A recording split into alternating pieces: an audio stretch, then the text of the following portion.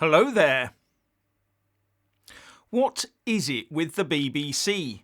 Has alienating the bulk of British viewers become their core directive?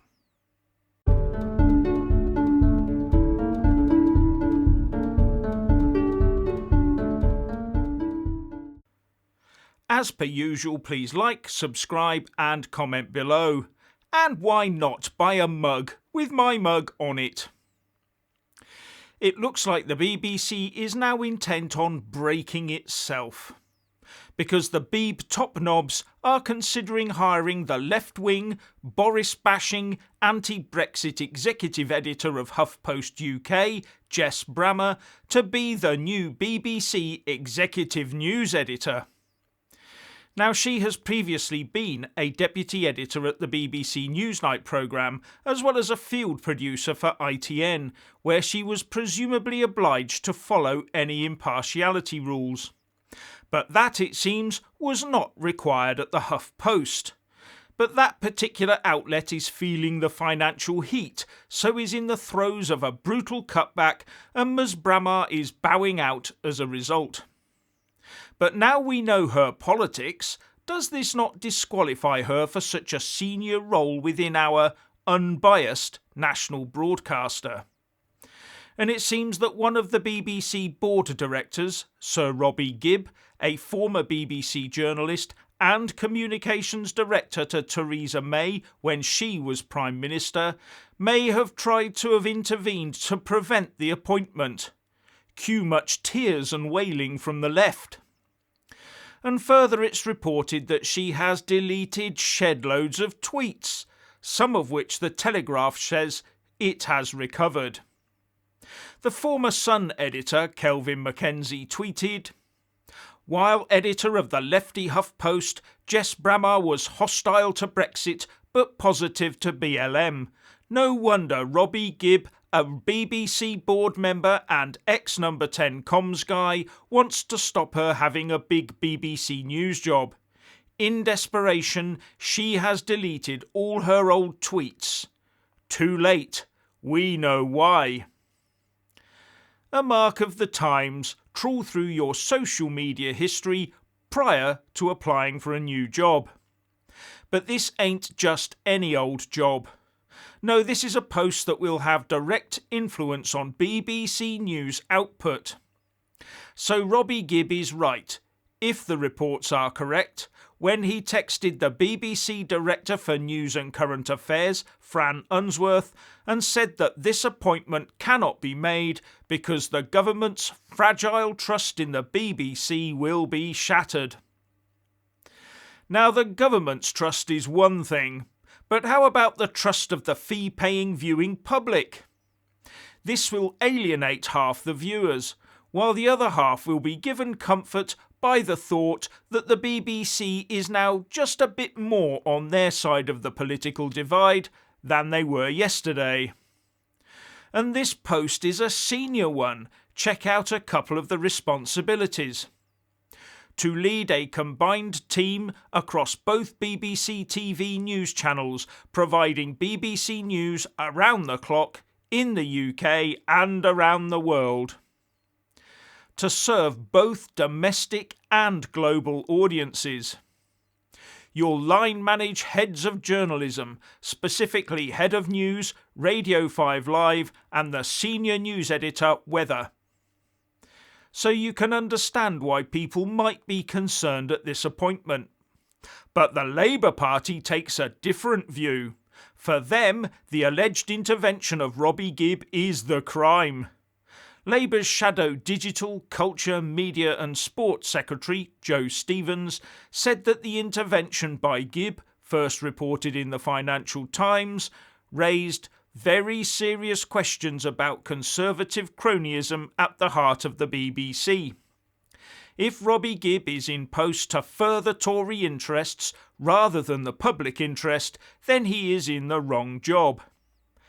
Adding that he should either resign or the BBC must sack him immediately for the sake of its own integrity.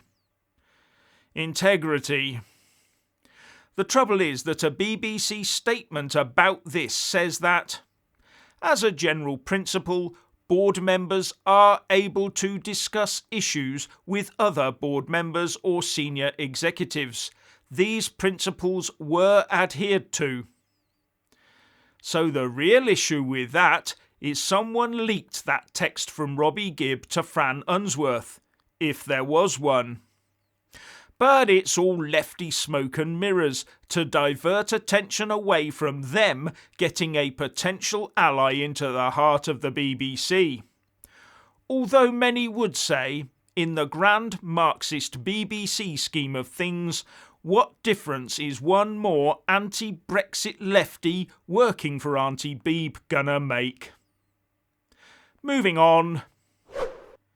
With all the other stuff going on, like the Wimbledon finals between the Serbian Novok Djokovic and the Italian Matteo Berrettini, and the hotly anticipated Euro 2020 final between England and Italy at 8 p.m. tonight, you would be forgiven for having missed the little EU-UK seed potato spat. Yes, and the Brits just stuck it to Brussels. But today does give the Italians 2 chances at glory.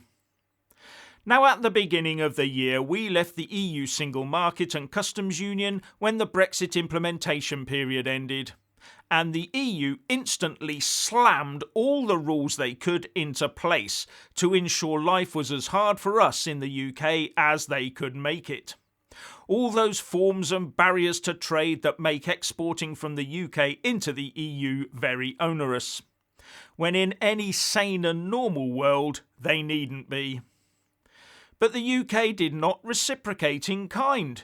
We delayed enforcing some rules for 6 months or a year to give our importers time to acclimatise. So the EU banned our seed potatoes going into the EU from day one, but we allowed them to continue to send seed potatoes to us. UK being fluffy, EU being spiky. And I get the feeling that Brussels thought we were reliant on them for seed potato supplies and would therefore keep the one-way trade in their favour in place. But last week, DEFRA decided enough was enough. It decided not to extend the 6-month grace period and restricted the import of seed potatoes from the EU into Britain. Wonder if the EU will try and claim this is being the UK being unreasonable.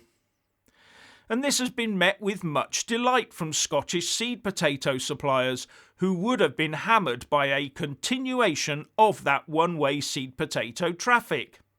Mike Wilson, chair of the National Farmers Union Scotland's Potatoes Working Group, said, "We are delighted that the principle of seed potato trade between the EU and GB having to go both ways or no ways has been upheld by DEFRA." While DEFRA said, "This approach recognises the fact that the UK is broadly self-sufficient in the total quantity of seed potato production." So now that the UK is gearing up for seed potato self-sufficiency, where will all that EU product now go? Ploughback? That should be a little message to Brussels. Every time you try to get in our way, we will find a way around you. And I gather that UK ministers are now eyeing up the 1-year licence handed to EU water bottlers to keep sending Evian and the like to us. These do all add up in the end. Finally, good luck to England for tonight's game, and a big thanks to my Patreon and PayPal supporters. So what's your opinion on the BBC looking to hire a lefty and the UK seed potato fight back? Please like and comment below.